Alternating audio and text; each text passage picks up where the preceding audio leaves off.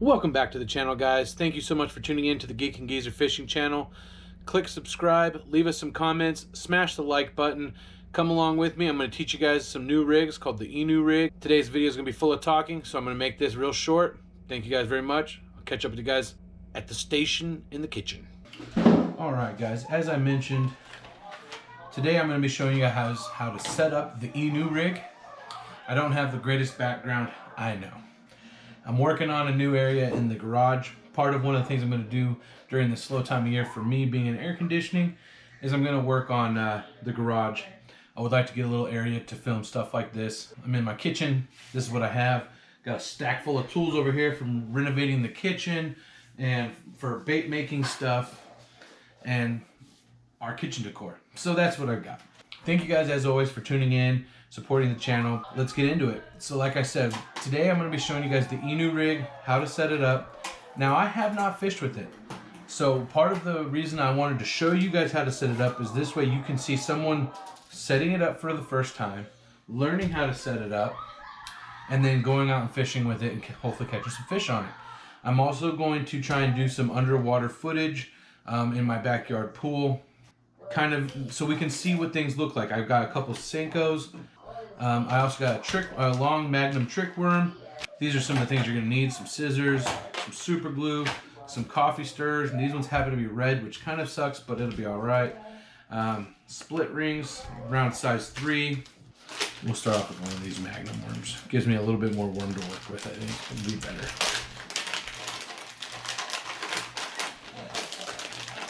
So this here is a Zoom Magnum trick worm. It's a 7-inch, I believe. So we're going to start with that. One of the things that's recommended to do is to cut the straw at the top into an angle so that you can penetrate the worm a little easier. Usually you start at the smaller end, and then you come in at a little bit of a, I don't want to say 45, but probably right around this angle. So almost a 45 there. And we're going to push right through the worm. That'll be our first spot. We'll slide that up. Well, probably not that far yet. So then what we want to do is we basically want to turn this worm into an S.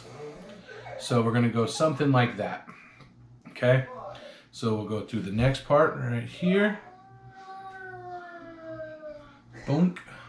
Scoot that up a little bit, scoot that up a little bit, and then right through the bottom here.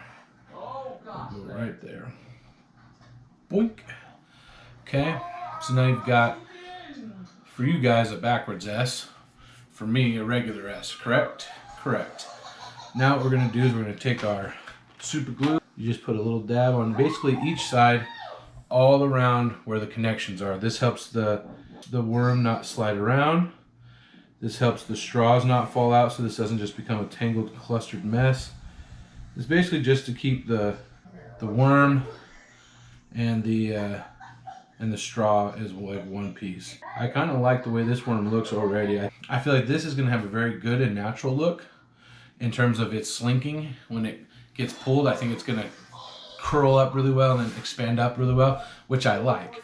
So I'm gonna let that dry a little bit. And that's one of the kind of cool things you could do too, is if you knew you were either gonna fish with this or you wanted to fish with this, you could set a couple of these up at home and then just throw them in your box or throw them back in your bag and just keep them there. You know, you could set a few of these up. You don't have to take all this stuff out on the water with you. And so then you can have a couple of these worms already pre-rigged with the straw part. Let's see if it's like, you know, a wacky rig that's just going to constantly cause fish to bite, or is this going to be something that's a one and done, a short term and done kind of deal? So there we go. We've got another one. This is going to be our Senko, our Yum Dinger. And like I said, so this one's a lot smaller, but it still made a pretty decent S. I'll be interested to see how well it collapses on itself, but it might be more resistant, so it might make a lot of vibration. I got it on me. A weight at the bottom. So it's at the bottom and then maybe it's just like, you know, you can pull it, the worm scrunches up and then sits down and expands. let's get these baits set up, rigged up. I think this is the first one we did. It appears to be dry. So let's go ahead and give it a cut. So now what we're gonna do is we're gonna cut this. We wanna cut it as close to the worm as possible. And then the straw went a-flying.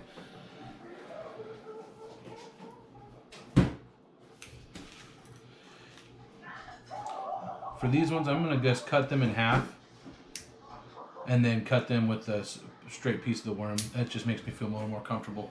So I'm gonna go ahead and trim off all those now. That way I don't accidentally cut my worm.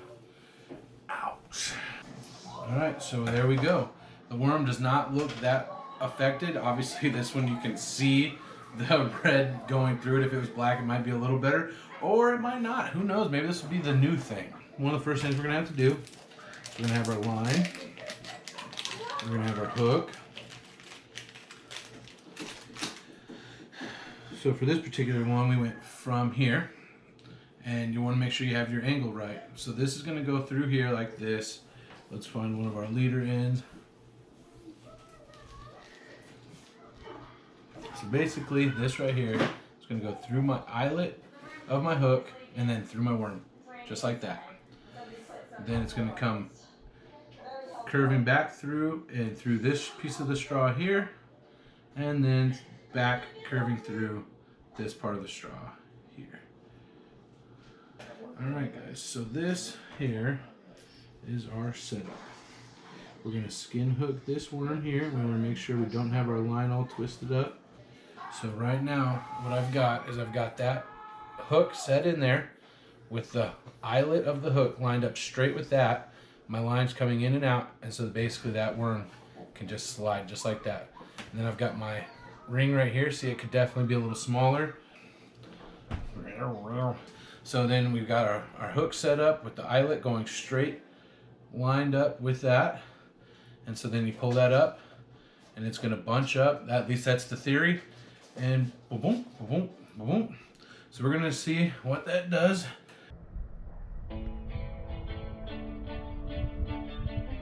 Oh, pool is pretty much full, guys. So this is going to be our bait testing area. Not huge, but definitely bigger than a sink or a bathtub. So kind of excited for that. We're going to get wet. I hope it doesn't ruin the camera.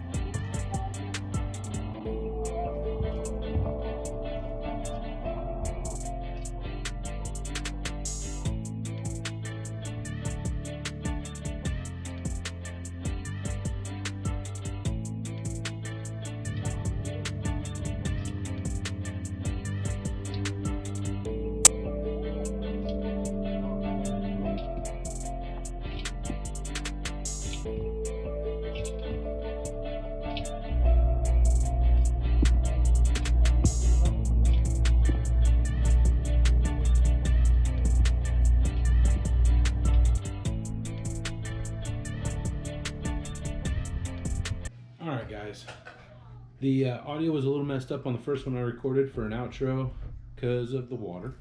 Not that it's ruined or anything, it just needed to dry out a little bit. Had a, like an old Nintendo game. You guys remember those?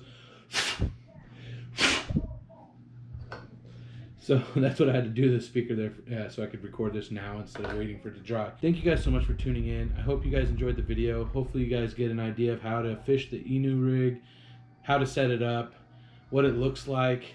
It displaces a lot of water. When I had a weight on there, it was clacking around quite a bit. I think it could be very interesting. I'm excited to go fish with it.